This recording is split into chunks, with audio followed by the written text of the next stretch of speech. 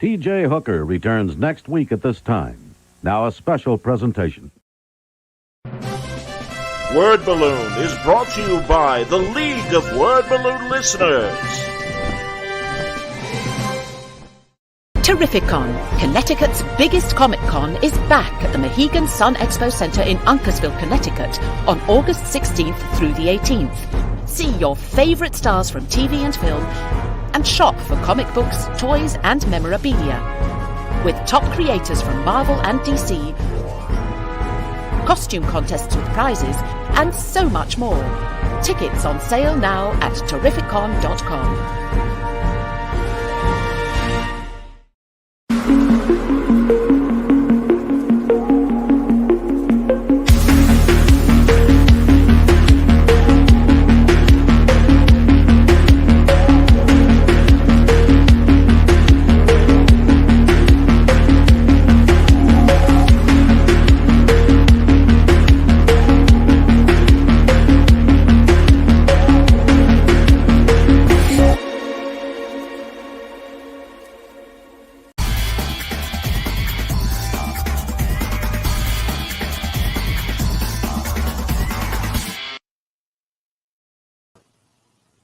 Welcome back, everybody. It's time again for Word Balloon, the comic book conversation show. John Suntress here, one of my favorite writers, back on Word Balloon. J.M. DeMatteis. Good to see you, my man. How you been? Happy to see you, John. I'm doing good. Although I'm very upset. I didn't know that we were preempting T.J. Hooker to do this. Mark, I don't know when I started doing this, but it's so ridiculously nerdy. But I finding those. I love it. And I've got like a ton of. I've got Ironside. I got Barnaby Jones, Harry Como. The Danny Harry Thomas Como. Variety Show. Wow, that's fantastic. I love that stuff. Yeah, they're hilarious. So Bob Hope was always preempting things on NBC with his specials. That's right. So you always talk like you're a generation before your actual age. You know, I'm always fascinated by that.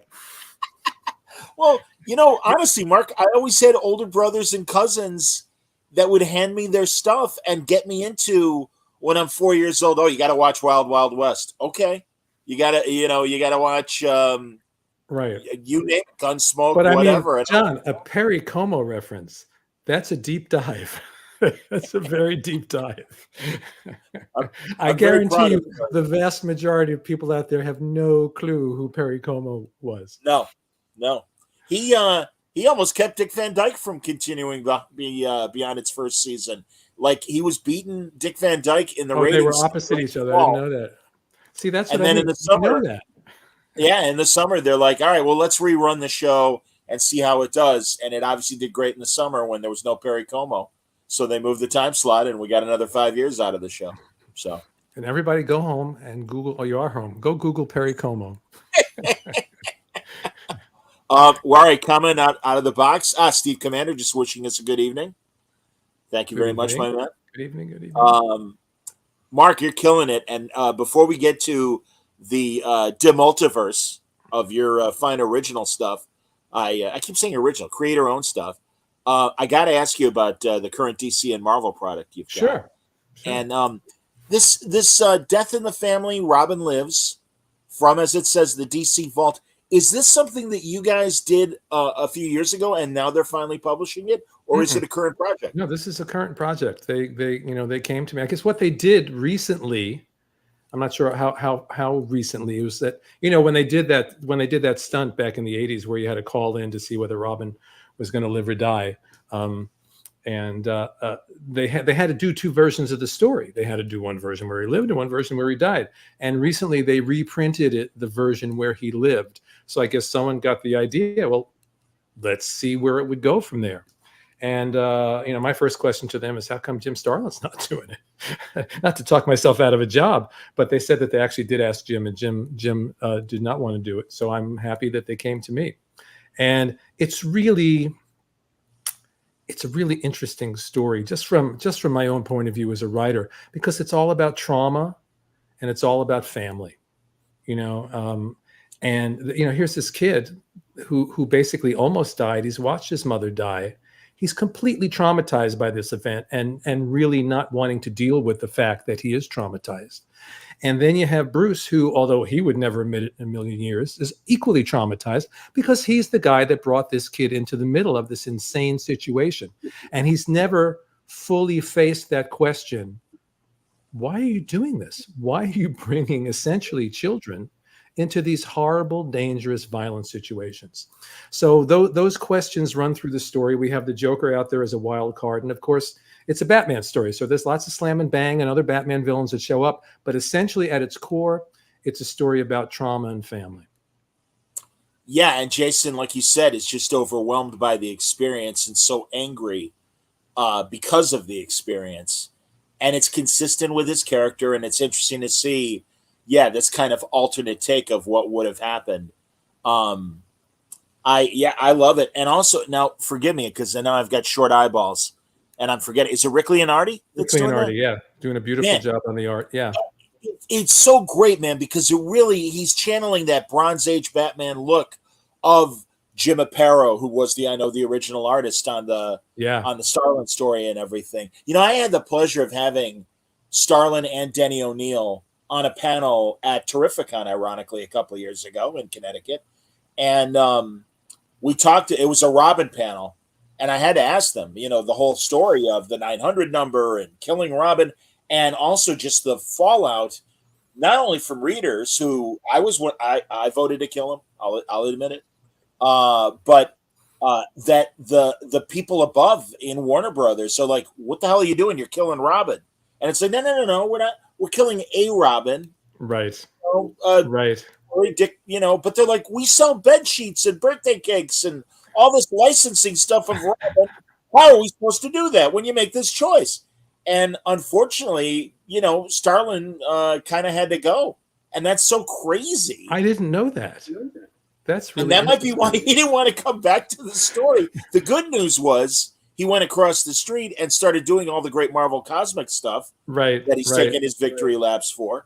But again, I mean, dude, you've always been a great Batman writer, Robin writer, Joker writer, Going Sane, one of our favorite stories over the years that you've done. Yeah, the Joker is always a fascinating one to dip into. I mean, it's just, and that's another issue that we deal with in the story. I bring in this new character who is a psychiatrist and a therapist, and it's the whole question of, well, what made the Joker the Joker? Was he someone who was traumatized, and this trauma turned him into that, or is he one of those people? One of those rare people that's just born with a wire that's not connecting in their brain, and no amount of therapy in the world will ever, ever, ever fix that problem, Yeah. So it's a fascinating question, It's a really fascinating question. I had forgotten in the original story that one of the weird wild hair tangents that Starlin did was the Joker was the ambassador from Iran and therefore had diplomatic immunity. And I'm glad that you seized on that early on in the first. Well, we had the idea was to pick up from exactly where they left off, and not jump over anything, but then just build from there. And the great thing, because this is essentially it's not labeled that way, it's an Elseworlds. It's like, what would have happened if? So the great fun for me as a writer is we can do anything.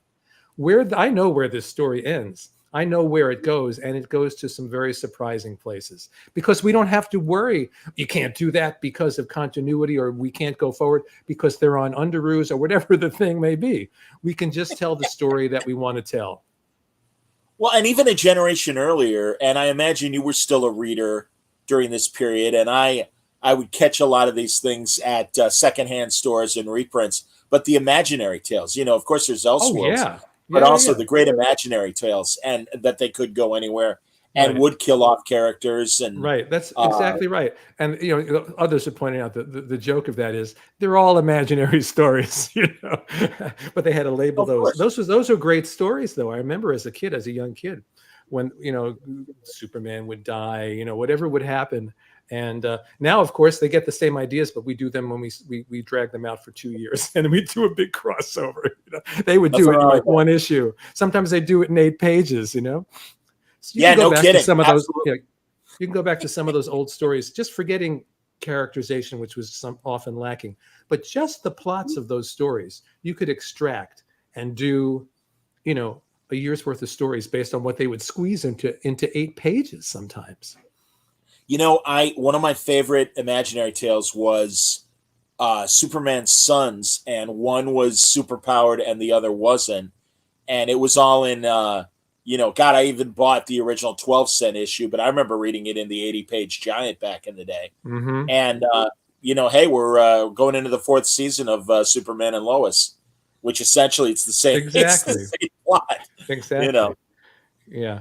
Good stuff. It's like talk about from deep decompression to totally compressed. Amazing. Yeah, as a kid, I look back at those stories. I just happened to be looking at pulled something off the shelf before, and it was a Joker story from the '60s, and the premise on the cover was Batman's being tried for his crimes by the Joker as the judge and a Joker jury and a Joker prosecutor, and I thought, what a great idea for a story. The story itself goes into silly land, but you could take that general idea now and do a great story of a Joker court and a Joker trial like that. So and when I was reading those at 7 years old, they were the greatest things around, because those stories, even if they had no characterization, and some of the Superman stories in their way did have wonderful characterization, but they were so filled with imagination. They were so playful. They were perfect for a young kid, because those stories just exploded my imagination when I was a kid. I'm with you, man. All right. There are some, before we get to some of the other stuff, there are a couple DC questions here. Sure. MP starts and says, love the first issue of Robin Lives. This is my era of Batman, and it felt like it. And then he follows and says, will Barbara Gordon appear in Robin Lives? She was paralyzed by the Joker just before death in the family, and it appears at Jason's funeral. I always felt it was a missed opportunity. Yeah, well, you're still gonna miss it. I'm sorry. This is a 4-issue series, and there's a lot of story and a lot of characters, and the emotional focus is really, really on Bruce and Jason, and the Joker. This is just me spitballing. There's no talk of a sequel, but it's the kind of story that opens itself up easily to a sequel. And if there is, now that was mentioned, if I get to do one, I'll bring her into the story. How's that? That sounds great, man. I loved Dick showing up. Yeah. And trying. Yes, he's important to the story also, because the brother thing is really important in this family dynamic. Well, just really the 3, well, now the 4 of them, including Damian, I do think it's an interesting family dynamic, and they've all had different experiences being Bruce's ward, for lack of better, for using the 60s word, of course. And again, just these different relationships. And I've always appreciated that Jason was Batman's deep regret that he wasn't there for him in the regular continuity. Right. And now this is a real opportunity beyond the alternate version that Starlin did to say, okay, yeah, what really, because again, it's that guilt of, God, I put this kid through it. Why, like you said earlier, why did I do that? And the way the first issue ends and says, this isn't going to happen again. And it's like, all right, well, what does that mean? So you're leaving it hanging, man, for next month. Yeah, it's an interesting. I've never written Jason before. I've written Damian because I did 2 of those DC animated movies that featured Bruce and Damian. I've written Dick. I did a Legends of the Dark Knight that explored actually the very early days when he was first becoming Robin. But I've never written Jason before, so it's always fun, when you can find a new wrinkle and a new way in to a character and a mythos that's been around for 152 years. That's always great. The goal, is to find a new corner to shine a light on, because we've all been there with our flashlights, shining lights everywhere. So when you find a new corner as a writer, it's a great opportunity. We're going to explore that across the street in Marvel in a second, but Mr. Monarch had another DC question. With James Gunn seemingly adapting Justice League International in the new DCU, are there any storylines from the run that you wish to see adapted in some way? That's interesting. That's a great question. I know that James Gunn is a big JLI fan. And I know they're sprinkling this into the Superman movie, but my assumption is it's a Superman movie, so the focus is not going to be on JLI. But I would love it if they could spin a JLI movie or a TV show out of this thing.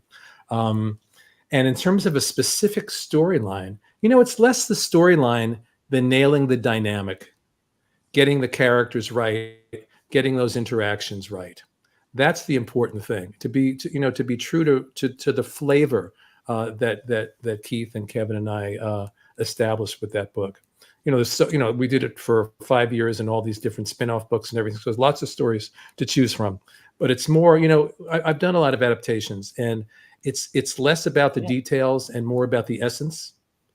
So I hope that they will get the essence right. And I know James Gunn isn't just a movie guy; he's a fan.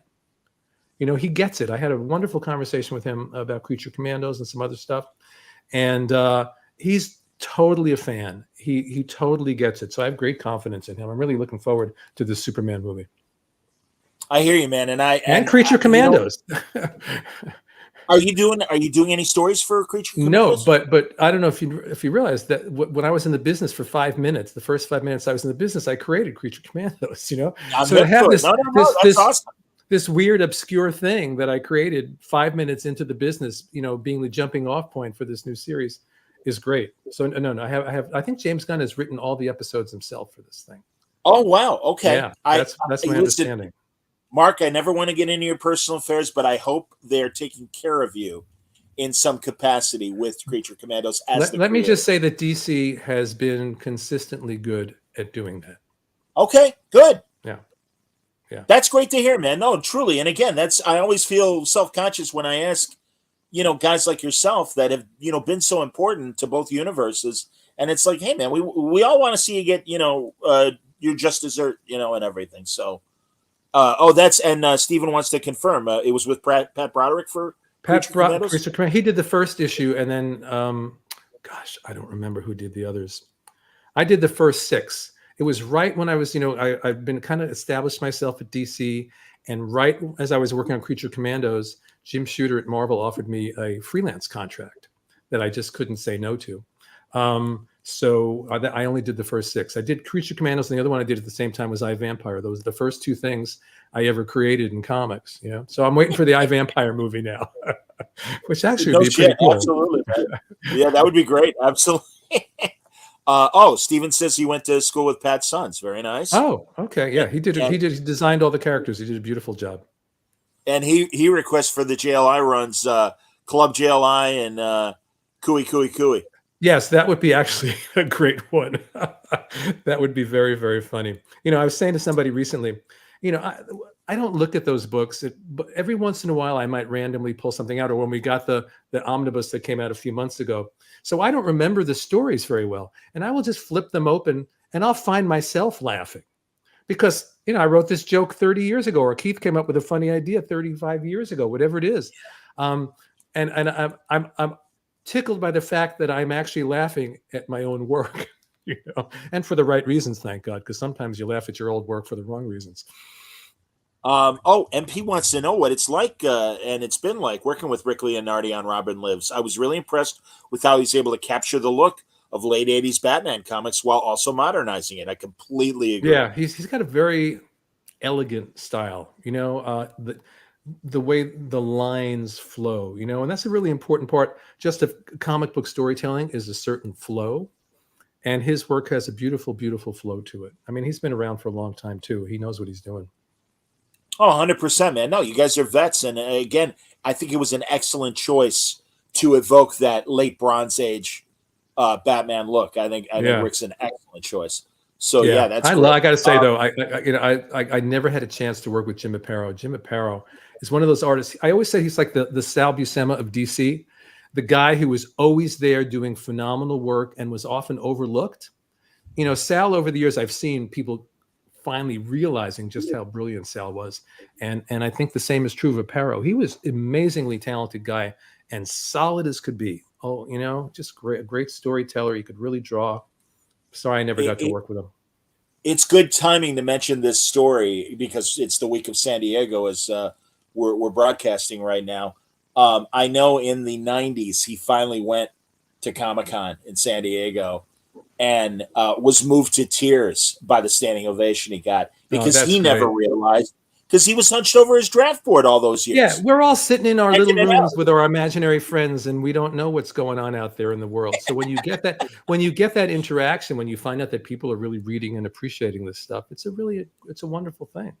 Yeah, no, he was the best. I got Brave and Bold when he was doing those Batman Wildcat Weird Earth 1 stories. I'm like, I don't know who this Wildcat is, but I'm a boxing fan. I love this crap. This is fantastic. He used the pencil, ink, letter, the whole thing, fantastic. What a talent.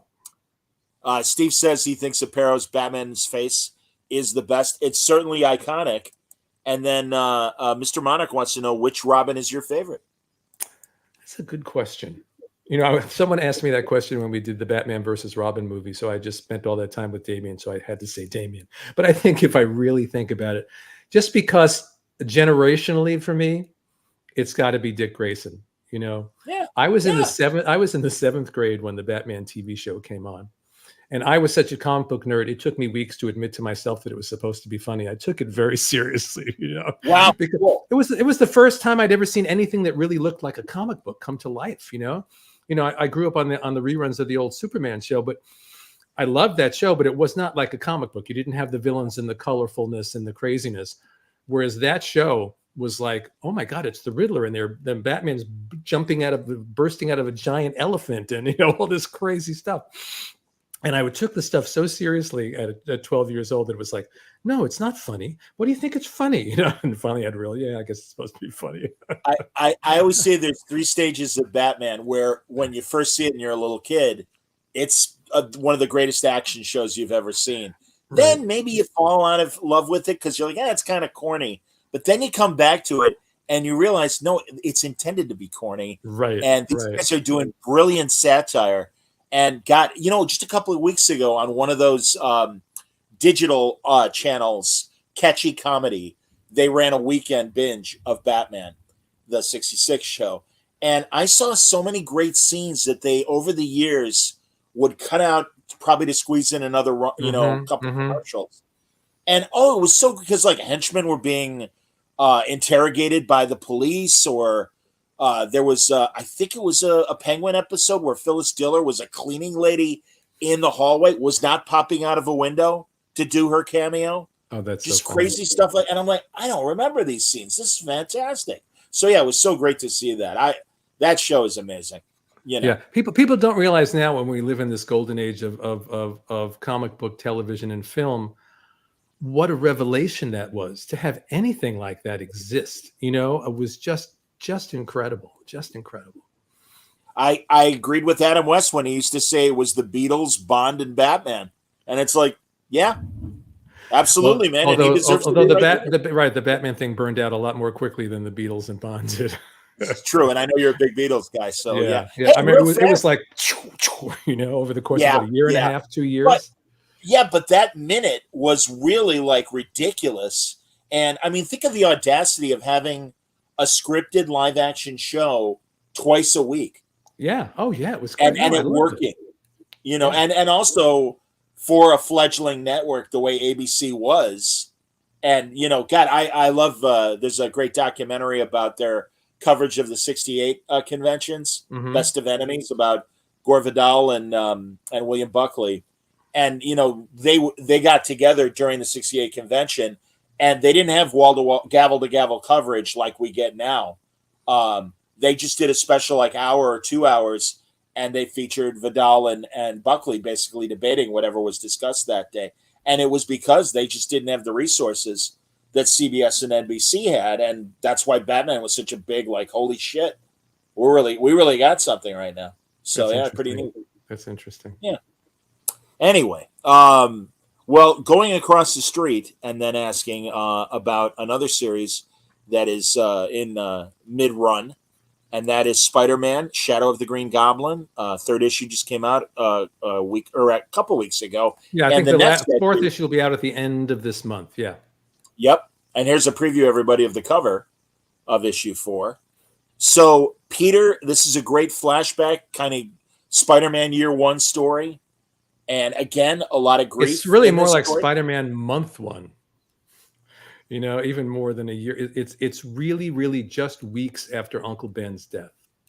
I've done a couple of, some years back, I did a couple of shorter stories for some of the Spider-Man anthology books in that time period. And I find it fascinating because I said to somebody recently, you know, when I was a kid reading Spider-Man, Spider-Man seemed like a grown-up.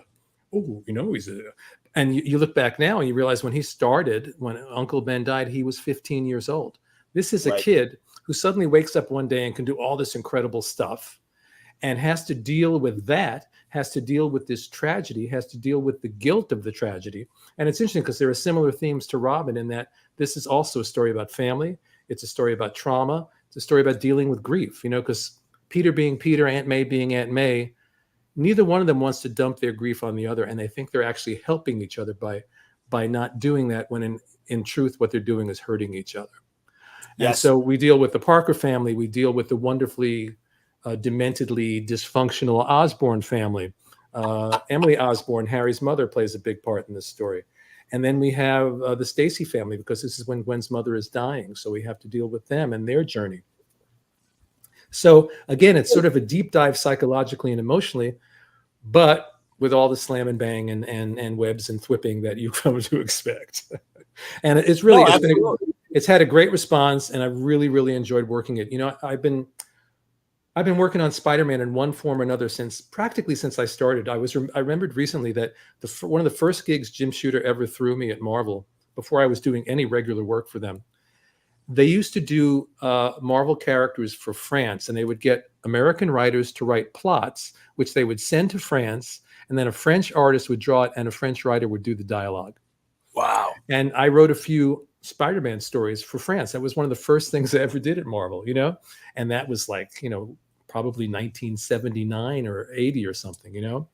And then I, you know, went from there. I started with Marvel Team Up, and then, you know, Kraven's Last Hunt and Spectacular and all these other things. So I've been writing Spider-Man my entire career. And the amazing thing with Peter, and I really do think of him as a person, because I know him longer and better than a lot of people in my life, you know?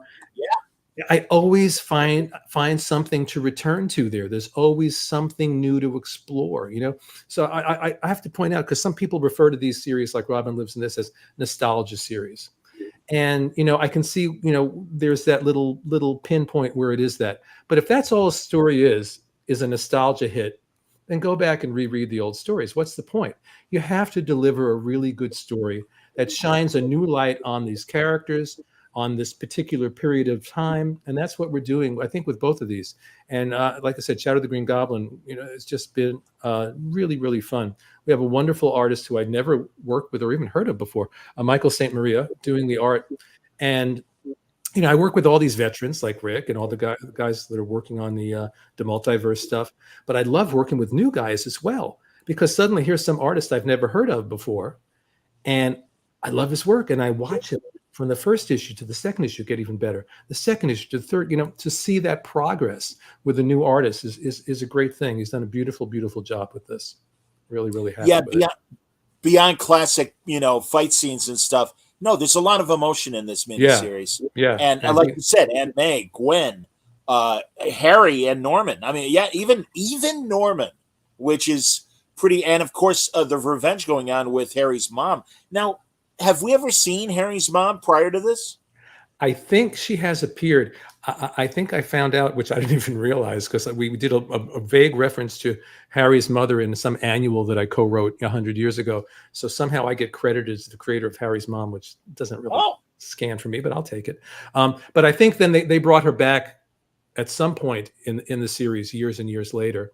But this is going back to sort of, you know, the origin of the Osborn family. And one of the things I'm really enjoying about this story is that it's being narrated by Peter years later.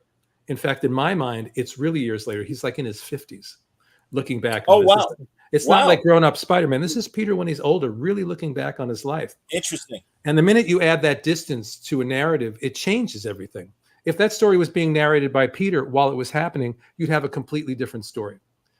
You know, if you and I are sitting here telling stories about our life and what we did when we were 17 or 15, we can look at that with a level of depth that we couldn't have at the time, and we can look at that also with a level of humor too that we couldn't have at the time. It's sort of that David Copperfield thing, looking back on your life, that I love as a narrative hook. So that's been one of the things I've really enjoyed with this series. That's excellent. Caesar of Rome, hail, has Hail a comment. Caesar. I wasn't alive for your original run, but I love your Shadow of the Green Goblin. Well, yeah, again, I mean, well, that's even better, you know? That's even better that he wasn't around then and he's reading the stuff and enjoying it is great. Really great. Did they ever reprint any of the French stuff and put it in English? No, you know, a while back, it's something, you know, you have these little memories that you forget the thing ever happened, and something sparked this memory. And I put the word out, I think it was on Twitter a few years ago. And someone, of course, on Twitter said, oh, it was this magazine in France. And I went and I did some digging on the internet and I found like one page. And as soon as I looked at the page, even though my name wasn't on, I remembered the story. And it was, so no, I don't think it's ever been printed here. And I'm sure they were nothing classic. They were little like 8 or 9 page stories or something. They were short stories. I got you. Know? Okay. But it was That's for like me, just starting in the business, I get to write a Spider-Man story. It's like when I first started at DC, the first Batman story I ever wrote was a Batman coloring book. That's great, man. Yeah. Hilarious. Yeah. Wow. This is interesting. Mr. Monarch again. Did you know about the urban legend that the only 2 adaptations Alan Moore approves of are Your for the Man Who Has Everything and a YouTube video called Saturday Morning Watchman, which I have seen and is very funny? I have heard this about Alan Moore, and I hope it's true. I don't know if it's true, but enough people have said to me that he liked that adaptation. But you know, I'll pretend that it's true just because it'll make me feel good. But I don't know if it's really true. So well, I'm sure Alan is watching right now, John, because I know he never misses one of your shows. So he'll type in and let us know. I would imagine. Oh, this is nice from Steven. Your Hawkman and Hawkwoman story from World's Finest sounded like your Hawks in Justice League International. Wow, that was again one of the very first things I did at DC. You know, when I broke in at DC, you broke in on the what they called the mystery books, which are really the horror books. You know, Weird War Tales, House of Mystery, House of Secrets, and then you know, if you did okay, they would suddenly you'd start to get these little superhero stories. So I did Aquaman, I did Hawkman, I did Red Tornado, but they were all like 8-page stories. So that there's a Hawkman story from when I first started that makes any sense, let alone that seems consistent with what I did later, is a wonderful, miraculous thing, you know. You know, Mark, I'm so glad that they've gotten back to they're 10-page stories now rather than 8. Mm-hmm. But I know that like every year they'll release an anthology or a couple anthologies, and I'm very glad that it seems like the new generation is learning that way to tell such a short story and still have a lot of story. It's a fantastic way to learn because, you know, you go in, you pitch your story in your head, you've got your epic in your head. It's like, okay, you've got 6 pages sometimes. You know, it was 6 pages, it was 8 pages, sometimes it was 5 pages. But in those 5 pages, you had to deliver a solid plot with a beginning, middle, and end. You had to deliver character that moved through an arc. You had to learn every element of storytelling. And it was a fantastic way to learn. You know, I always say that was, especially those early days at DC, working with Paul Levitz and Jack Harris and Len Wein, that was comic book college for me. You know, I would have paid them for the education that I got working on those stories. You know, you're obviously, you run your writing seminars as well. Do you teach people beyond the 20 pages to write something shorter? You know, when I would do the workshop, I haven't done the workshop in a while, although I still have a story consultation thing. If you go to my website, you can check it out. It's called Creation Point Story Consultation. But when we do in the workshop, that's one of the things we do. We have a short story that we create together, and that everyone, you know, we work out the plot together, and then everyone goes home and writes their version of it, and then they send it in to me, and we go over it. So yeah, we absolutely work that way. Absolutely, it's a great way to learn, because to take somebody new and just drop them into the middle of the stuff and just go ahead. You know, you got, Paul Levitz said to me in the very beginning, and he didn't invent this, you know, but as far as I knew at the time, he did.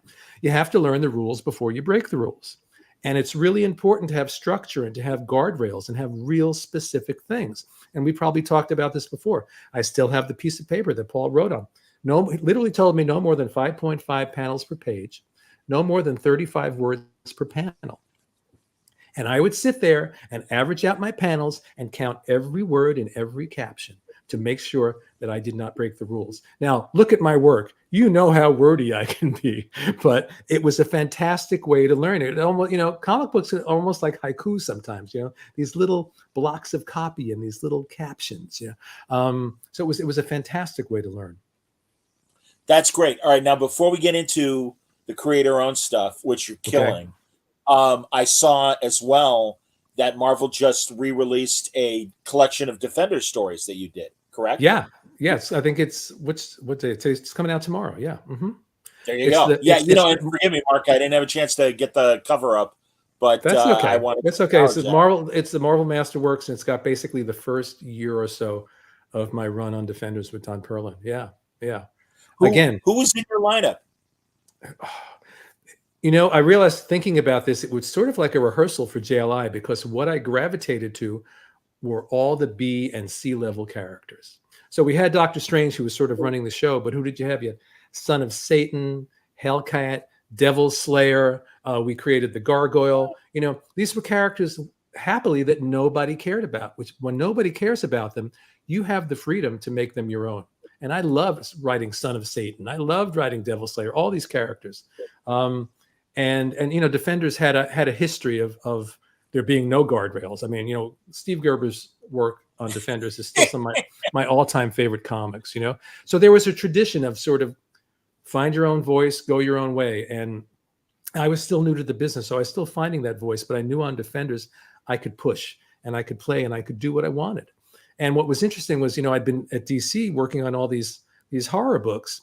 So without really thinking, what happened was I was doing the Defenders, especially the first year and a half or so, is it became not a superhero book, but a superhero supernatural book. It was essentially Justice League Dark 30 years before there was a Justice League Dark.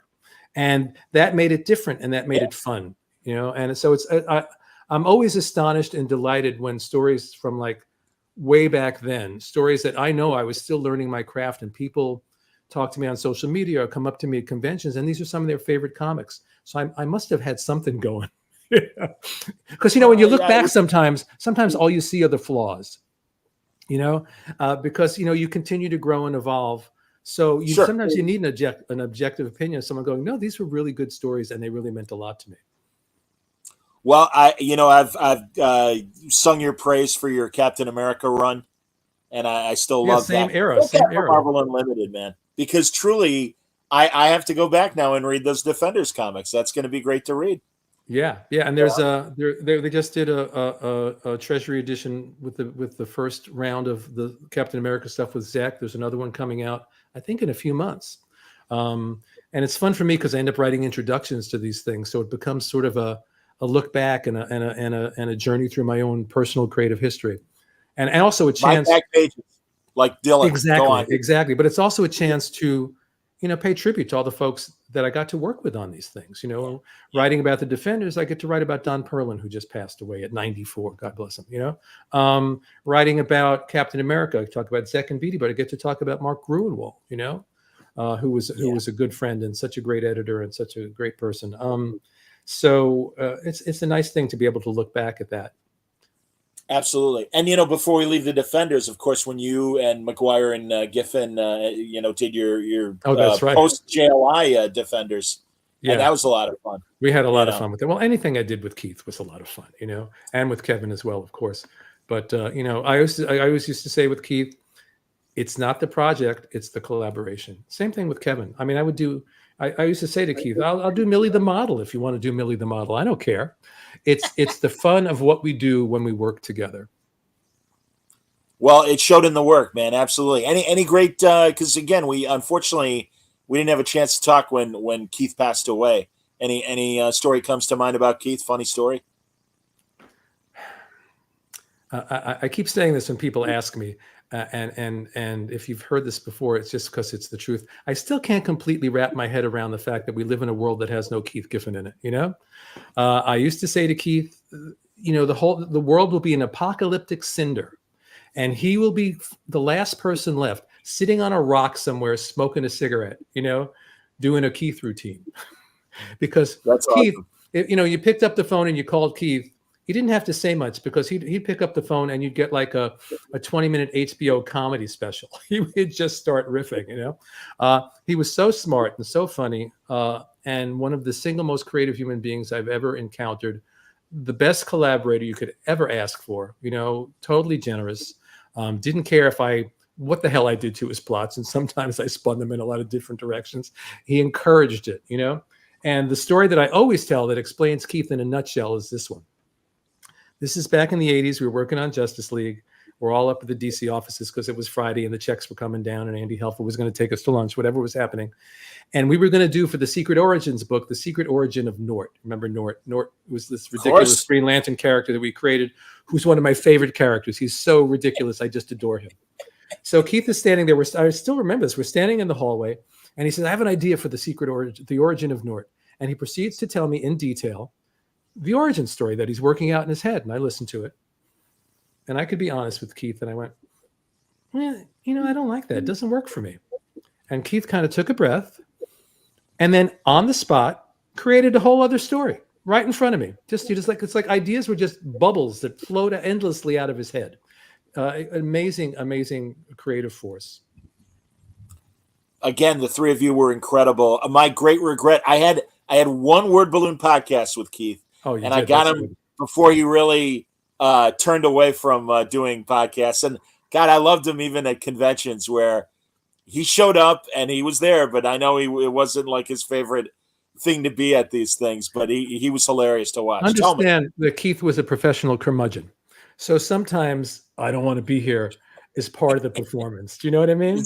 And we would sit down and do these panels and, and he would play that role, but he was hysterical. He was so funny and so smart, and he had a really, really underneath the curmudgeon routine. And part of it was genuine. I'm not saying it wasn't, but part of it was a role that he really enjoyed. He got off on being the curmudgeon, but underneath that was a huge, huge, generous heart. I hear you, man. Azzarello, it seems, is following in that curmudgeon footstep. Whenever I see Brian performing, I've been able to crack the veneer and get to the real guy. But yeah, every now and then he gets Junkyard Dog with you and stuff, and it's like, oh, I get it. It's cool. So, Keith was hysterical when he did it, though. You know what I mean? So he knew exactly what he was doing, and it was really funny. Brilliant till the end, too. I mean, great ideas right to the end. Yeah, I mean, just amazing. Absolutely. Yeah. All right, let's get into the DeMultiverse. Congratulations, man. So now explain to me the publishing arm and Spellbound. Now, is this yours or are you working with this company? What's the deal here? I will explain the whole story. Sit back, John. Get in your pajamas. Get cozy. But seriously, the Kickstarter was, I've been fascinated by Kickstarters for years now because I'm from the beginning of my career from Moonshadow on. I've always had, my stuff that I'm doing Marvel and DC stuff, and I've always had my creator-owned stuff. Yeah. And that's helped keep me sane and creative and challenged over the years. And so Kickstarter always said, well, it seems like, this is great because the wall between creator and audience is just dissolved. It's just you and your audience. But I also could tell that it's a lot of work. It's a whole lot of work that I didn't necessarily want to do, So I met David Baldy. David worked in TV for 20 years as a writer and a producer, and he's also a businessman. And he took one of my writing workshops and we became friends, and we were talking one day and we talked, Kickstarters came up and he said, I'll do it with you. And David basically created the Spellbound imprint for these books. So David was the one, he said, well, what ideas do you have? So I pitched him like 4 ideas thinking we'll pick one and we will build that one out. We'll do a mini series. He said, I have a great idea. Let's do all 4. And we'll have a whole universe of characters. And what I loved about that was I can get 4 ideas out in the world simultaneously, which is what we did. And then we even slipped in a 5th bonus book at the end because I had this other project going that was set up and then it fell through. And so we just it was done. So we slipped that in as a bonus. So David has invested time, effort, passion, and money in this.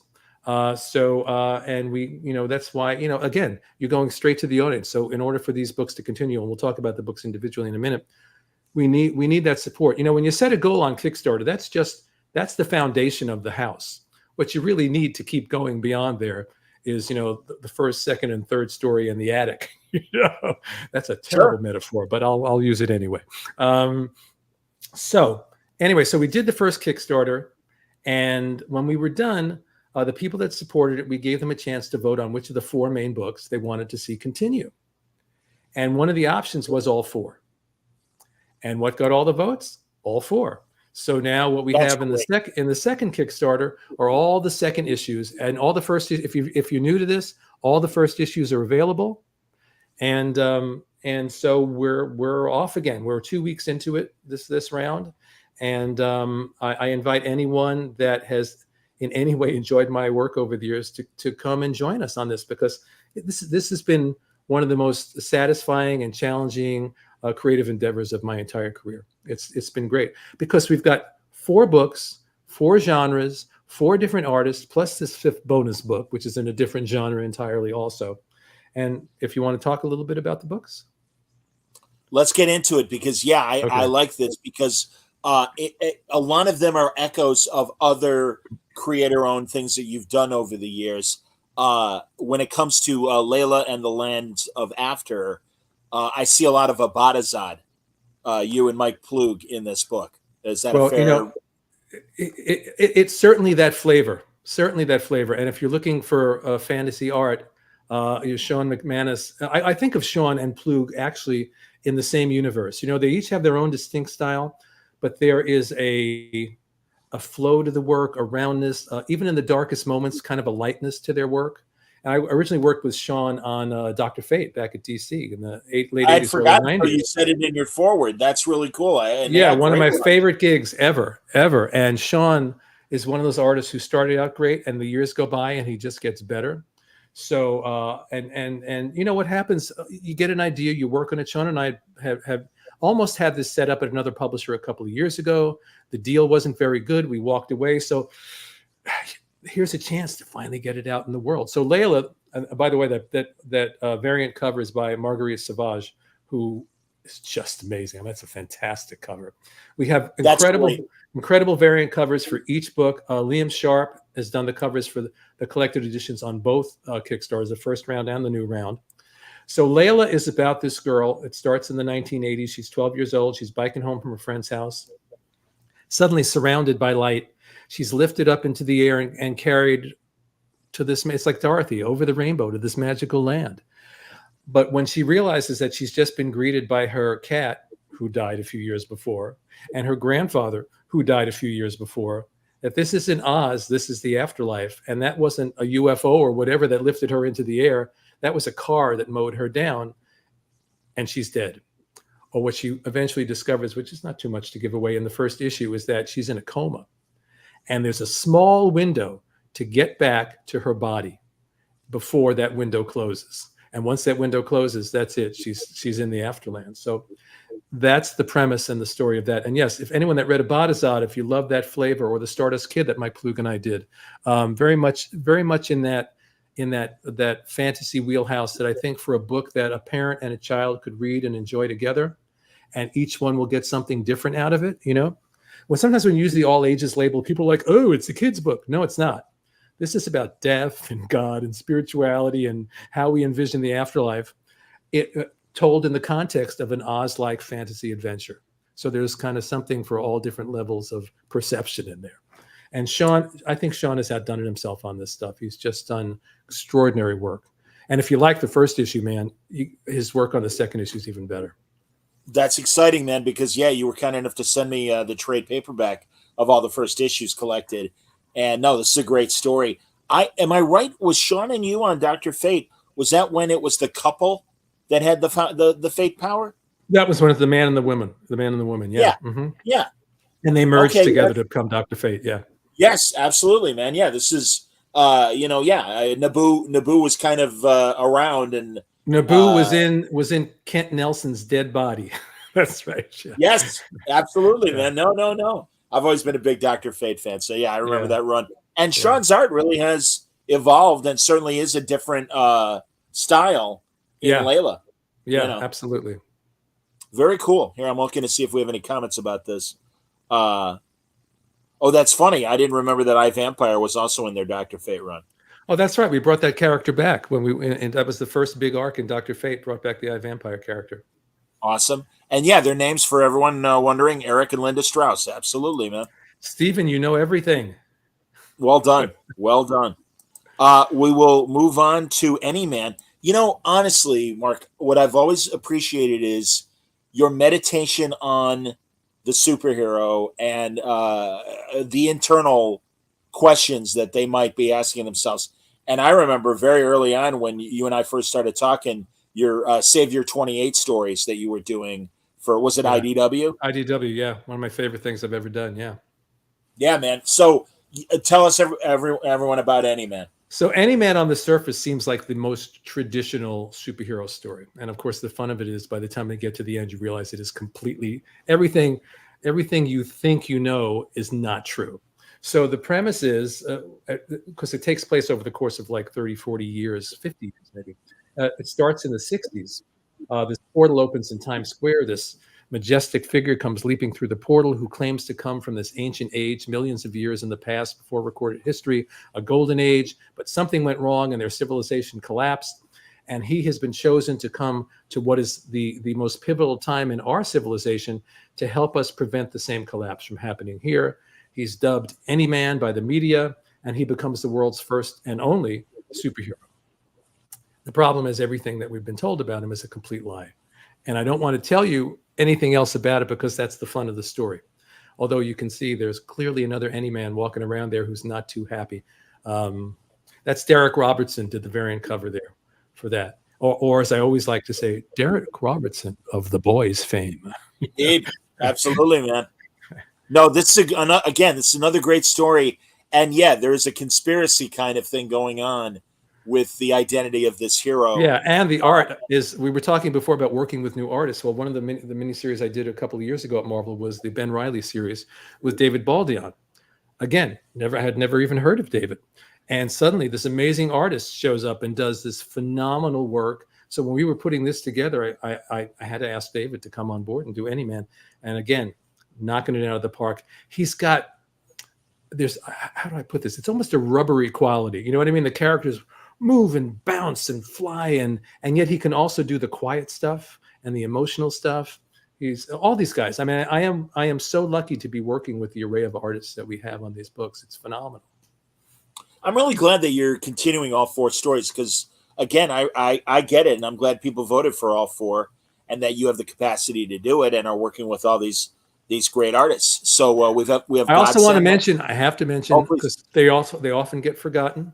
The coloring on Lila, the coloring on Any Man, a wonderful colorist named Arthur Hesley, both lettered by Taylor Esposito, one of my favorite letterers. The letterer is often overlooked, and it is so important to, a comic book story only works if every element works. And the lettering is a vital, important part. And when you watch, when the black and white art comes in and the right colorist comes along and lifts that up. So all the elements. So we have some really great guys working, and I don't want to forget or ignore the colorist and the letterer. I appreciate that. Absolutely. So Godsend. Godsend. Okay. So the first Godsend, my one-liner is Jack Kirby's New Gods meets Philip K. Dick meets The Matrix. How's that? I love stories of gods because it gets us to explore the questions that I'm always fascinated with, which is really the search for meaning. The search for our purpose, the search for what does the world mean? Is there a God? What do our lives mean? So Godsend starts, and the other thing is, I know as I'm working, say, on these first chapters, you're writing a first chapter. It's like writing a pilot script for a TV show. When you know 100%. That what you're gonna have when you're done is Dune or Lord of the Rings. This is a giant story, and this is just the first chapter to just establish that world. So Godsend is the story of this a man named Eric Small, who is a sort of lost, lonely nerd who comes from an unfortunate family background. The little voice that we all have in our heads at some point in our lives that tells us, you're not good enough, forget it, no one cares about you, you can't do that, you can't that. He's like the embodiment of that voice. He has like one friend in the world. He's a teacher. He's a wonderful teacher, though. And into this world suddenly appears this blue-skinned godlike being, which called Godsend. And Eric becomes fascinated with Godsend and obsessed. It reminds me of Richard Dreyfuss in Close Encounters, one of my all-time favorite movies, when he becomes obsessed with the UFO after he has that encounter, and he's making the giant mountain out of mud in his living room, you know? And so this fascination builds until one day this 6-foot turtle-headed being appears in Eric's living room, and everything he takes to be reality, everything he thought he understood about his own personal identity, everything he understood about the world suddenly goes out the window, and reality is up for grabs. And that's just the beginning and the first chapter of a story that I know. You know, I envision all these as 4-issue miniseries, but even the 4-issue miniseries are just the first chapter, especially this one, in a huge, huge epic that's going to bring in lots and lots of other characters as we go along. The second issue will introduce a whole bunch of other new characters. So the first issue of Godsend was done by my buddy Matthew Dow Smith, who also did the variant cover for our second issue. Matt's involved with some projects of his own right now that he's writing and drawing, so he couldn't come back. So we got Scott Koblish, who's just... sure. People know Scott. I think a lot of people know him from his 6 or 7 years doing Deadpool, but he really brought the Kirby to chapter 2, you know, did a great job. Oh, cool. You know, a lot of emotion, a lot of power. We were lucky to have him, and we got to have Matt come back and do the variant cover, which was great. I love that cover. And that's Godsend in a nutshell. Well, that's from strength to strength, because I'm a big fan of Matthew's art and I'm a big fan of Scott's art. So that sounds great. Yeah. And I really appreciated that first chapter. I thought it was terrific. Really great stuff, man. And then I'm a sucker for Westerns, and you're delivering with wisdom. And Tom Mandrake doing the art, and Jan Duursma doing the covers. Great power couple of comics. So it's nice to see them working together. Yeah, Jan colored the first issue. She's not coloring the second issue. Justin Prokovich is coloring the second issue. Pardon me. Okay. That variant covers by Patch Zurcher, another artist that I'm a huge fan of. You know, we've been talking for a couple of years trying to find a project to do together, and we haven't found it yet. So at least I got him on this cover here, and what a great cover it is. So Wisdom, my one-liner is John Ford's The Searchers meets Lord of the Rings. How's that? It's a supernatural Western, and again, I know in my head that this thing is going to be epic. I mean, what you saw in the first issue when you open up to the first big spread, to this massive battle between good and evil that's taking place in the Old West. And then we dial it back to the beginning to see how this all came about. And in the second issue, again, we get to expand that universe. Now, Tom Mandrake, someone I've been a fan of his work for years, probably been in the business as long as I have. We never, ever worked together. Oh, no, maybe I think he did a couple of fill-in issues on Scooby Apocalypse, but we never got to work on something seriously together, you know? Sure. And so this, two of the things that Tom is brilliant at, mood, you know, he can do anything moody, supernatural. You remember his run on Spectre was just phenomenal. And he's really great at Westerns. So it was a no-brainer to get him on this book. And he's done a beautiful, beautiful job. And again, it's colored by Justin Prokovich, lettered by Taylor Esposito. And it's just as you were saying, as a kid, I don't know if you read the introduction. The first collected edition, I wrote lengthy introductions to each of the stories. So to go back in time, it's kind of where we started to all this old 60s TV. When I was like 6 years old, 2/3 of the shows on television were Westerns. I mean, if you hated Westerns, I don't know how you even watched television in the 60s, you know? Except for Perry Como, right? That's to bring back that reference. So, you know, I have pictures of myself 4 years old in a Roy Rogers outfit, you know, on a hobby horse and my hat on, you know, galloping along in my living room. Westerns were everywhere.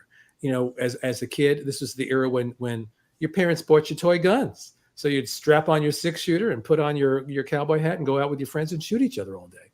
That's right. We don't do that anymore, and I am glad we don't.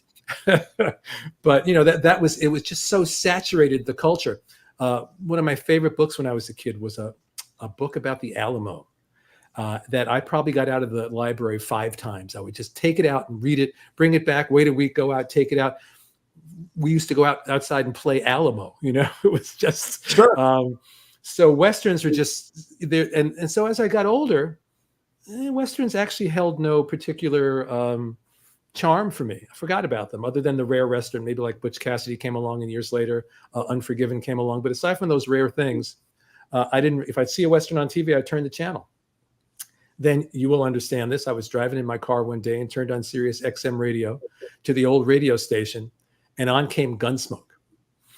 Well, I remember Gunsmoke when I was a kid also, and I never honestly cared about Gunsmoke. These radio shows were phenomenal. Oh my God. Unbelievable. Some of the best radio drama ever done, So I think that put the first little tiny seed in my head, and time goes by, and I woke up one morning and I'm laying in bed, and this is the way story ideas come to me. And I'm laying in bed and I see this movie playing in my head. And I go, okay, let's watch the movie. Oh, it's a Western. Oh, wait, it's a supernatural Western. Oh, I better go in my office and write this down before I forget what it is. And that was the seeds of wisdom, and I think I'll just leave it with the description that I left you with. But it's an epic story, but it's very much rooted in the tragic character of our main character, Gabriel Wisdom, who starts out as a very sweet, gentle soul, goes through a very, very personal kind of hell, and ends up as essentially this Old West sorcerer trying to stop this evil from sweeping across the land. It's fantastic. Glenn in Monsterland, I'm glad you're asking, where can I get Wisdom? You go to Kickstarter and you back our Kickstarter, and the first and second issues are available. They're available as single issues. They're available single issues with the original cover, with the variant cover. We did a beautiful trade paperback the first time. They'll be collecting all the first issues. There'll be a trade collecting all the second issues this time as well. And so you can pick and choose. If you want to just go and buy one book, you can buy one book. If you want to buy all the books, you can buy them all. If you just want the trade to just have them all together under one roof, you can do that. And then, the usual extras, autographs and T-shirts. And we have a special tier with Zoom calls with me if people want to just sit and chat with me for 40 minutes and talk about anything. So, nice. It's been really exciting. And again, we have a bonus book that's part of it. If you go to the Kickstarter, you can read about the Edward Gloom mysteries, which is also a totally different genre. It's sort of if Charles Dickens wrote Frankenstein.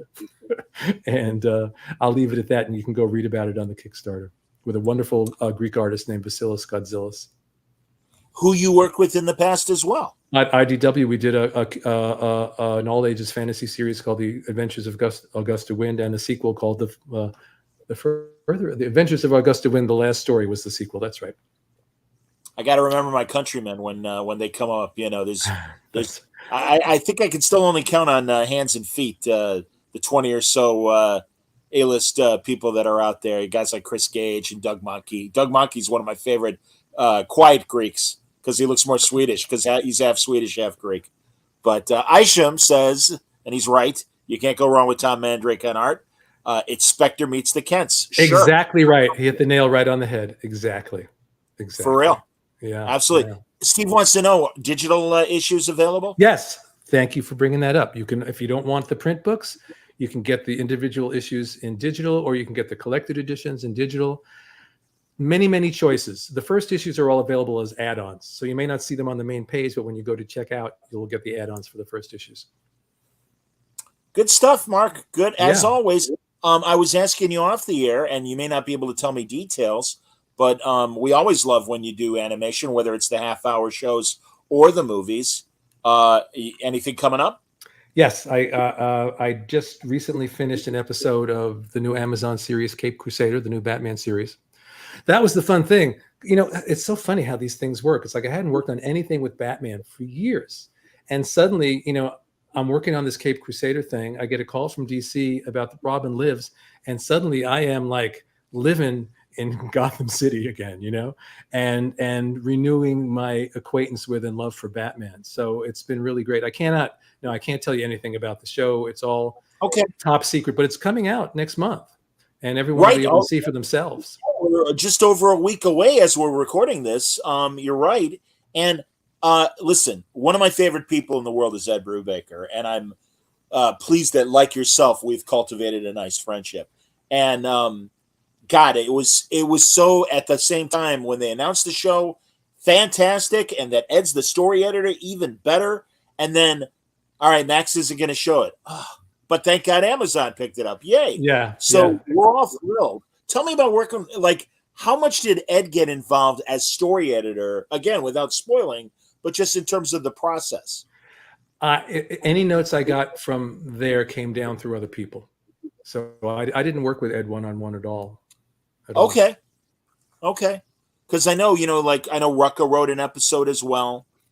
And a couple other people that Ed had mentioned in my previous interviews with him. That's so great to hear, Mark. Seriously, I'm really glad, because truly, as people pointed out, with not only For the Man Who Has Everything, but the other Justice League cartoons you've done over the years, and again, the movies, Bad Blood and Batman versus Robin, and the Deathstroke movie, which I love. I'm really glad that animation has been that ambitious and beyond the obvious of the Justice League, Superman, Batman, Wonder Woman, that you get to write the C&D characters and that they pop up. Yeah. One of my favorite things that I did was that Constantine movie, City of Demons. I loved working on that one.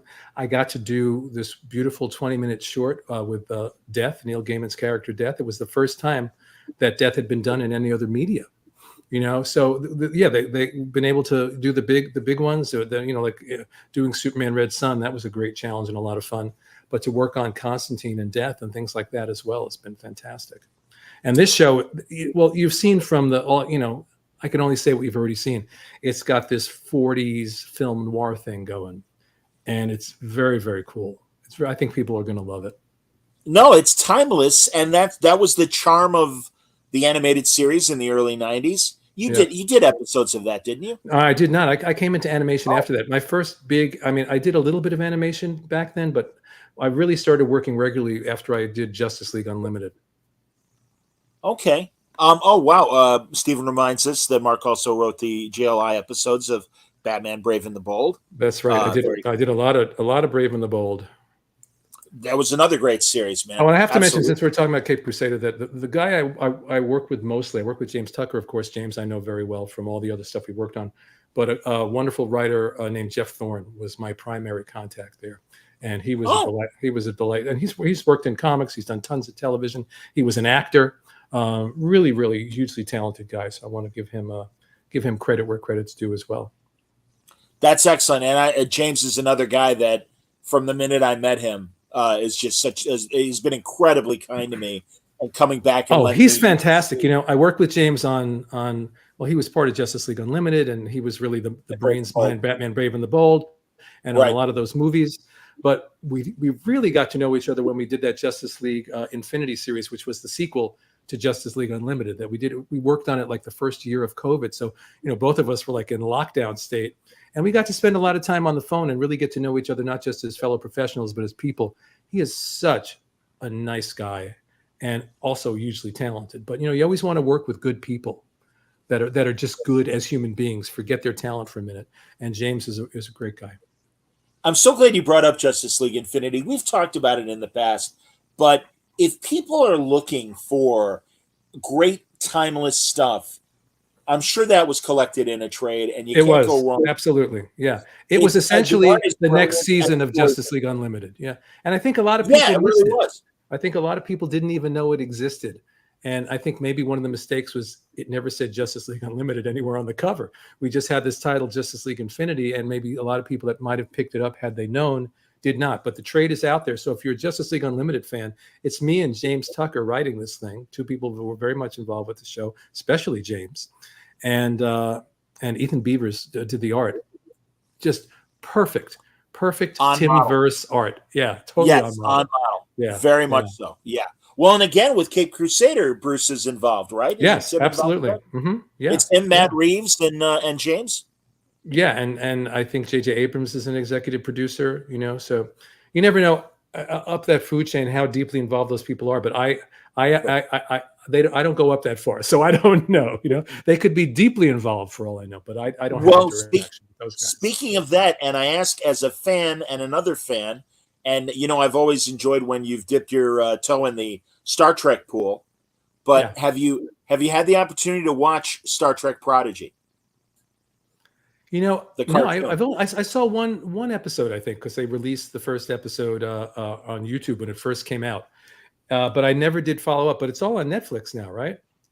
Yeah, and Mark, I swear to you, and you and I have talked about my frustrations with the new product. Right. It is so faithful to the spirit of classic Trek, and these kids work together. They bring in legacy characters and do them well, and integrate them in the modern story, give you everything you need to know if this is your very first Star Trek. But for the old farts like myself, I will admit, it is great. And they did justice to Billy Campbell's character from Next Generation, the outrageous Ocampa. And that's like one of the worst like second season episodes. They brought him back for the first season of Prodigy, and it's like, oh my God, they figured out a way to make Ocampa work. That's fantastic. That's great. Well, I'm always looking for something to watch on the treadmill. So that sounds like it's perfect. Yeah, that's great. Yeah, and it's 20 minutes per episode. No, honestly, the first season, I felt like it, like any TV show, you kind of get your growing pains, but yeah, midway through, they had a great two-parter that Julie and Shauna Benson actually co-wrote. Okay. And that was like, all right, now they're getting somewhere. By the end of the first season, you love them. Second season is, oh my God. And it's just like Cape Crusader, where you're like, why didn't the parent company see the value here? But again, as you said, you get executives up the chain. And on the one hand, I think it's great because maybe they leave these animation people alone to do their own thing. And it may be slightly off-brand of what they're trying to do with the big shows. But then you get these amazing gems, and Prodigy is incredibly great. Oh, that's great. Yeah, I look forward to diving in then. That's a great any IDW Star Trek work coming up? No, the last thing I've only done 2 Star Trek stories in my entire life. One was when I first got in the business, when Marvel had the license. I wrote the last issue. Remember they had that right after the Star Trek the motion picture, right? I wrote the last issue of that series. And then just, I guess, maybe 2019, 2020, Matthew Dow Smith and I did a great Mirror Universe story about Khan. Yeah. So, I mean, I'm a total Star Trek nerd, especially the original series. So, get a chance to write Kirk and Spock and Khan, I was in heaven. And Matt did a beautiful job with that book too. I'm a big, Matthew's a wonderful artist, a tremendous artist. Did you ever have you ever had him on? No, and I'm kicking myself, man. I really need to. He's a good guy. He's really smart too, and he would be a very, very interesting person to talk to. Beautiful art. I wanted to ask too about when we talked about wisdom and westerns, and you growing up on westerns. What were your shows? God, I'm trying to remember. I feel like Bonanza was on forever. It was like, especially from a kid's point of view, when you're that young, it's like your entire life this show is on the air. And then there were all these, little half-hour shows that came and went. Oh God, what was I remember Branded with Chuck Connors, which was only on for about 5 minutes, right? Post Rifleman, yes, in color. Right, the Rifleman, Wanted Dead or Alive. Johnny, wasn't there one called Johnny Ringo? Sugarfoot, remember those Sugarfoot and Bronco and all those guys? They rotated from week to week. There were like 3 different shows. Maverick. I mean, everywhere you looked, you bumped into another Western. It's amazing. Well, really amazing. Yeah, but also what I love is, man, cable is eating those shows up in the best way. And you've got like Encore and some of the other channels that are just Westerns. And Tombstone Territory, I had no idea what that was. Well, as you say the name, this vague memory pops in the back of my brain, but I couldn't tell you what it was about. I just know it was there's one only one season, I believe, called The Deputy, and in that show, and Fonda, Henry Fonda, Gallagher. Wasn't Clue Gallagher the deputy? How do I know that? Very well, oh my God! How do I even know who Clue Gallagher was? I think it was. I'm gonna have to look that up as soon as we're done. That's outstanding. That's what I'm saying. I mean, that's you just kept turning the dial. You had to actually get up and turn the dial, kids, between those 3 stations. And no matter what, it was another Western. It was ridiculous, and and that's why when people talk about superhero movies and are they getting oversaturated, and I want to know your opinion, I'm like, this is the Western all over again in terms of the amount of product we're getting. And it will eventually recede, and we might even be in the process of it receding. But I'm like, it's not going away. And I felt that way about the Western. What are your thoughts about oversaturation of stuff? I think there is a certain level of oversaturation, but I think the real question is always the story. Tell me a really great story, and people will not feel oversaturated. The next movie that comes out, I guarantee, without even having seen it, that Deadpool Wolverine is going to make $500 gazillion. Probably. And I'm sure it will be a good movie because these movies have been consistently fun. But tell a good story is the main rule. So saturation, not saturation, doesn't even matter. My wife and I just this past week we said let's rewatch WandaVision, which my wife is not like a hardcore superhero fan or anything, but she loved that show. And why did it work? It was a great emotional story. Again, kind of going back to what we were talking about before, about grief and trauma and how we heal or don't heal. And it was so well done. And that's why it worked. Simple and complex as that. Tell a great story with real emotions that we can connect with and relate to. And no one's going to worry about saturation or not saturation.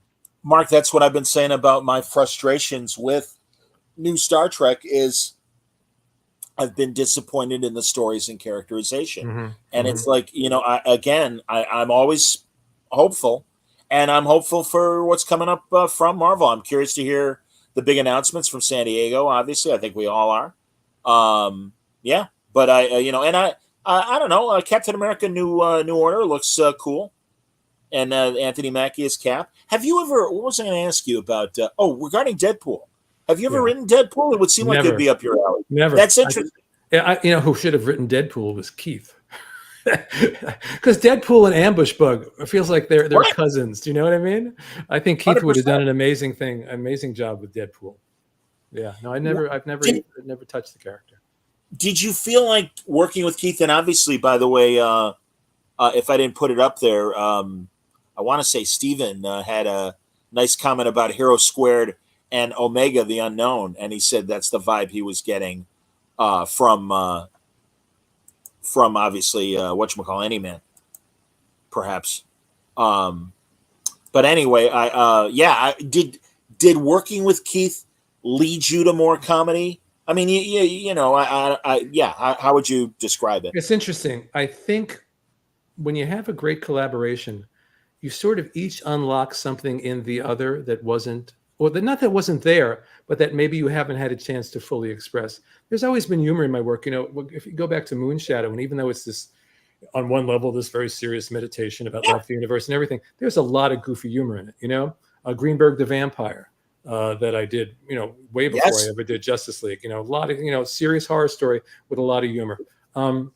But working with Keith, since, humor was so fundamental to what he did, gave me permission to, as I like to say, to unleash my inner idiot, so we could just have fun. And the longer we worked together, the more it became this sort of mind meld. I think I brought out things in him, he brought out things in me, and then we created something together that was bigger than what we each did individually. If not bigger, certainly different and unique. Although I have to say by the end, and I've said this before, we were both so sort of enmeshed in each other's psyches creatively when we worked together that I think either one of us by the end could have written a story and put both our names on it, because we knew the vibe, we understood the tone. It was just there. It was so, I would get, Keith used to draw his plots out. All I have to do is look at the plot, give a glance at the page, and I was off, because I understood what he was doing and what he was going for. And it's wonderful to have those kind of collaborations where the best collaborations do become that. They become sort of a mind meld between creators, whether it's two writers or a writer and an artist. And that's the best part of doing this stuff. That's excellent. Stephen, maybe a final comment as we wrap up. I really love the Milo Captain Valor dynamic from Hero Squared. Hero Squared is my favorite thing that Keith and I ever did together. Boom, a couple of years ago, put out an omnibus that collected the whole thing. And loved working on that series. And there's one story in there where the two main characters go to their therapist, which may be my favorite story that Keith and I ever did together. So if you love the stuff that Keith and I did and you've never read Hero Squared, check it out. That's great, man. Good timing too. Holy Christ. Ross Ritchie just sold Boom. I know. And we started working with Ross at the very beginning when he was doing this out of his living room. You know, I mean, it was just, I it do was know. like, if you want to go to old references, it was like Mickey Rooney and Judy Garland. Let's put on a show. Let's make a comic book company. And that's really the way it was at Boom in the beginning. I so hear you, and I latched on to Ross very early on. Among my first interviews was with Ross, and every San Diego when I see him, I'm always happy as hell to see him, and he's such an upbeat, positive guy. I'm really happy for him. That's great. Yeah, I mean, because I was there at the beginning, you know, when I watched how he built that company, you know, I watched that with a certain amount of pride, you know. well, absolutely, and also like it was great. You had Hero Squared, you had Planetary Brigade with you guys. Yeah. At least I remember Keith was with that. I don't know if you didn't you write. Yeah. Those well? Planetary Brigade was part of the Hero Squared universe. That was our little spin-off. Okay. Book. Yeah. Yeah. Yeah. But And then that's he also all in that omnibus. Yeah. Okay, and that's great, and and also a lot of other Keith's ideas. Keith did a were bunch of other early things for ideas. us as well. Yeah. And I've got Stardust Kid is through Boom. Stardust Kid, which I did with Mike Plug. That's through Boom as well. They still have that. That's still in print. There you go. Thanks, man. Steven thanks me. He's been listening since the first Bendis tapes. It's very nice, man. Next year, Mark, 20 years, and you're a big part of that 20 years of Word Balloon. Wow. Holy Moses. Time. I know, man. Forget time. Time, you know, I think probably at least once a week, I think of this great Bob Dylan line, which is time is a jet plane. It moves too fast. 100%. Yeah. And I think COVID warped our sense of time even more, really completely put us through like a wormhole and out the other end. So you know, things that I think, that must have happened like a year ago. No, that was like 6 years ago. It's very strange. And time is the biggest, if I may say, the biggest mind fuck of anything and being alive. When you watch the speed with which time passes. And it's the thing that convinces me, one of the things that convinces me, this is all an illusion. It's not real, guys. So just enjoy it. Wow. Awesome. There you go. Well, and as you said, man, you get into these great relationships with your co-writers and your artists. And I can obviously point to what you're doing in the multiverse with Lila and To the Lands of After. And of course, Any Man, a fantastic superhero story. Cosmic stuff with Godsend. And Supernatural Western with Wisdom. Really cool stuff, dude. Not to mention, again, right now, we're only on chapter 1 of the Batman story, Death in the Family, Robin Lives. But it is great. It's on the stands. You really should pick it up. And especially if you're a fan of this era of Batman with a new twist. And I think managed to be both a cool retrospective, but also a new story that I'm very excited to see what happens, because who knows? This is an alternate universe. And of course, Spider-Man, Shadow of the Green Goblin, final issue next week, the 31st. But really, again, if you haven't been reading this, do yourself a favor, because it's a fantastic story. We didn't even talk about the Proto-Goblin.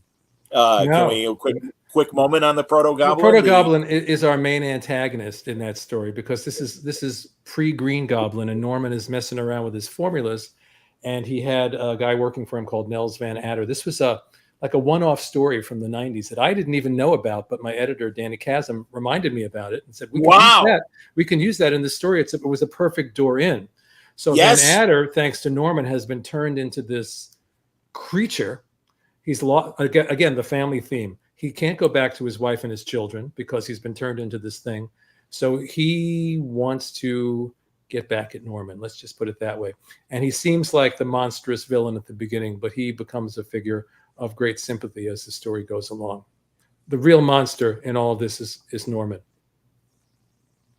And yet there is still a kernel of humanity in that story about Norman. Yes, and that's what Peter wrestles with. Even as he's looking back at this all these years later, it's like, you know, when Norman does something that seems human and decent, Peter has two responses. Well, it wasn't real. He was acting. He was faking. But what if he wasn't?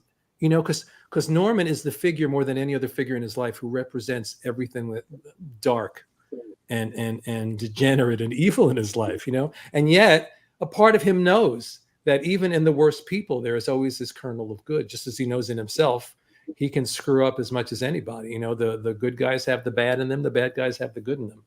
So yeah, Norman is a fascinating figure for that reason. Did he really love his wife, or was he just pretending because he wanted this or that? Did he, did he really care about Harry, or and Peter never comes up with an answer, because with certain people you can't get the answer because they're too complex, and even they don't know what they're really feeling in any given moment. And I think that's who Norman is.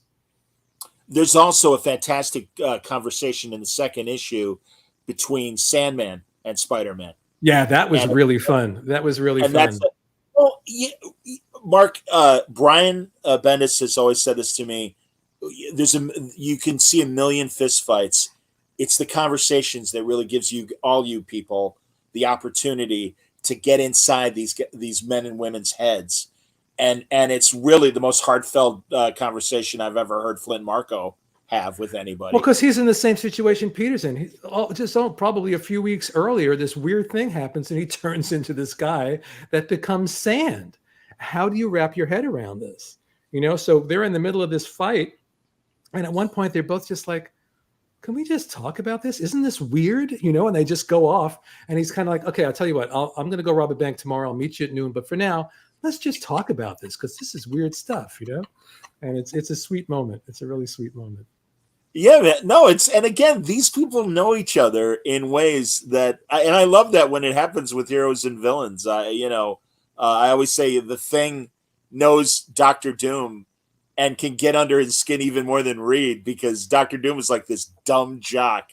How dare you even be in my presence? And as far as Ben Grimm is concerned, it's like, Vic, you were a jerk. You were a jerk before the accident, and you're still a jerk. And it's just that it is that subtext. And when you get a chance to actually have a conversation, you need to care about the characters. I don't care how brilliant your plot is or how amazing your action is. And that's where we talk about these movies, where some of the movies go wrong. If you lose the characters, if it just becomes a blur of action and buildings collapsing and punching and hitting, then it just becomes white noise.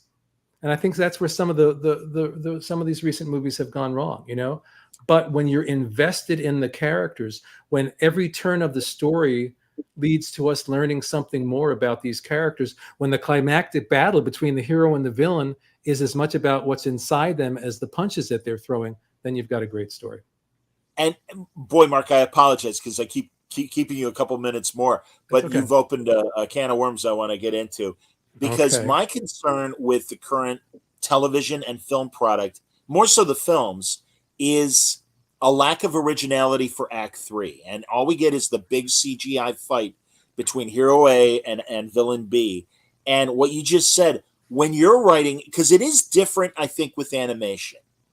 But this is something, and I mean, thankfully, I actually have had the privilege of knowing some people that are involved in some of the big movies for both companies. And I'm like, forgive me, the layman's comment is you got to come up with a different Act 3. Because right now it really is, like you said, we're just watching CGI punch each other, and the emotion isn't there for a lot of one of my favorite examples of that working was one of my favorite of the X-Men movies, which was X-Men First Class.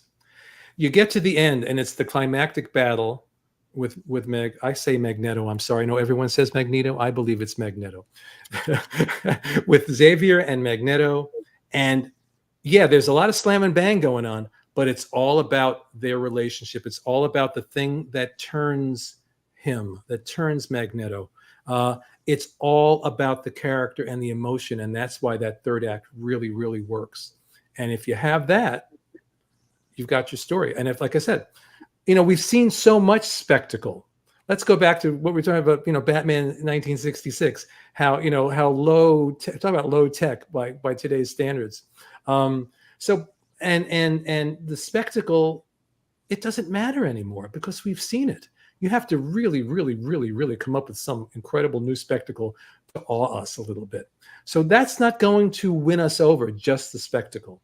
If we are not invested in the characters, if that climactic battle isn't as much about, as I said, what's inside them as the punches that are being thrown, should be more about what's inside them than the punches that are being thrown, then it's not going to work. And the people that understand that and know that and deliver that emotion, another great one, and we could do this all night, but I'll stop. But I just I thought about it recently. The Logan movie, the last Wolverine movie. I mean, that wasn't just an excellent superhero movie. That was just a good movie. Yeah. It was dark. It was emotional. Patrick Stewart's performance was maybe one of the best performances I've ever seen him give. It ripped your heart out, you know, and just kind of what I said about WandaVision. I mean, it's a story that's first and foremost is going to touch you and make you feel and make you think. That's what you need to have to make a story work. And you know, sometimes you want a fun ride, you get a fun ride. That's great. And there's nothing wrong with that. But we've had so many fun rides over the past 20 years, you know, that it takes a lot more to take people along on this ride. It's not hatred, it's indifference. And you don't want that to happen. Right. That's true. That's really true. Stephen Commander says Magneto was right. Popular catchphrase today from kids who've never seen the X-Men until the 97 cartoon. He just did you see that? It's so funny. I did see the cartoon, but he wrote Magento instead of Magneto. And that's true. He did write Magento. when I did this Magneto miniseries for Marvel last year. I had a great time with it, and I kept doing the same thing. I was forever typing Magento. Somehow I kept flipping the letters around. It's very funny. Very funny. But Magento should be a Legion of Substitute Heroes villain for Color Kid. That's very funny. But I mean, I did the same thing consistently. I have to go back and proofread the story and change all my Magentos to Magnetos, you know? That's fantastic, man. Yeah. That's great. You're killing. I see it. Steven's laughing as well. Very good, man. That's cool. Mark, as always, good Lord, man. You're proving everything you said about what's missing in those Act 3s of a lot of the current product. Or, you know, and what should be better. You put in your comics all the time, man, and you make us think beyond the punching and stuff, what's in these people's heads, and it's great to read. So thank you. Continued success. Let's do it again when it's not, you know, when it makes sense. Absolutely. And please, anybody that's been a fan of my work, please come join us on Kickstarter for the DeMultiverse, because we really want these series to continue. And the only way it's going to continue is if we get that support that we need. So thank you, everybody. And thank you, John. It's always a pleasure to talk to you. It's always Likewise, a pleasure to talk about Perry Como so that everyone out there can go, what? I might throw in one more. And in fact, it'll fit for what we've been talking about as we wrap up, everybody. So unfortunately, despite the promo you're about to hear, there isn't another broadcast coming up. I'll be on tomorrow afternoon, though, with Louis Southard, who is part of the team at Mad Cave, bringing back Flash Gordon. And I love talking about Flash Gordon almost as much as I do about the Perry Como show. So I hope you'll join me tomorrow afternoon at about 5 Eastern, 4 Central Time, 2 Pacific. And then Thursday night, a big Zorro show with Gabe Hardman and Jeff Parker. And I'm sure Guy Williams will come up. But, you know, I said Guy Williams is going to come on the show. I said, I don't think so, John. I get the Ouija board out and bring him back. Come on, the spirit of Guy Williams. So thanks for watching, everybody. Stay safe. Stay happy, stay healthy. Tales of Wells Fargo, starring Dale Robertson, usually seen at this time, will not be seen tonight, so that we may bring you the following special program.